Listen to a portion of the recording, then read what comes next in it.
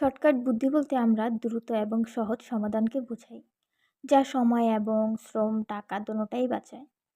যেমন আমাদের ঘরে অনেক কিছুই আছে, ফেলানো জিনিস বা অনেক আগের পুরাতন জিনিস নষ্ট হয়ে গেছে। আমরা ইচ্ছে করলেই ওই জিনিসগুলোকে আবার নতুন করে সাজিয়ে তুলতে পারি। যেমন আমার ঘরে এই কার্ডবোর্ডটি, এটি টেবিলের পিছে ছিল, যে জিনিসটাকে আমি সুন্দর করে কেটে সাইজ অনুযায়ী বানিয়ে নিয়েছি।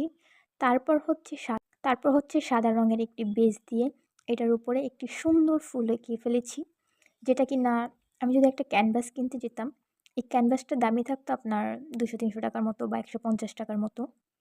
তো আমার ক্যানভাসের টাকাটাও বেঁচে গেল। তারপর আমার ঘরটাও সাজানো হলো। আমরা চাইলেই কিন্তু ফেলে দেওয়া বা ঘরে রাখা জিনিসপত্র দিয়ে সুন্দর করে সাজিয়ে তুলতে পারি নতুন কিছু করার জন্য। শর্টকাট বুদ্ধি ব্যবহার করে সময়, শক্তি এবং সম্পদ বাঁচানো যায়। তবে দীর্ঘমেয়াদের প্রভাবও বিবেচনা করা গুরুত্বপূর্ণ। এখানে আমি অ্যাক্রিলিক রং ইউজ করেছি। আমার কাছে বার্নিশ ছিল না, যার কারণে আমি বার্নিশটা ব্যবহার করিনি। জানি না আমার এই রংটা কতদিন থাকবে। যদি আপনারা বার্নিশ ব্যবহার করেন, আপনাদের রংটা দীর্ঘমেয়াদী হবে। এমনকি কোনো কিছুই হবে না। যেমনটা এখন আছে ঠিক কিছু বছর পরেও ঠিক ওই রকমই থাকবে। আর বার্নিশ ব্যবহার না করলে রংটা উঠে যাওয়ার সম্ভাবনা থাকে। আপনারাও শর্টকাট বুদ্ধি ব্যবহার করুন, ঘরকে আরও সুন্দর করে সাজিয়ে তুলুন। আজকে এই পর্যন্তই, টাটা।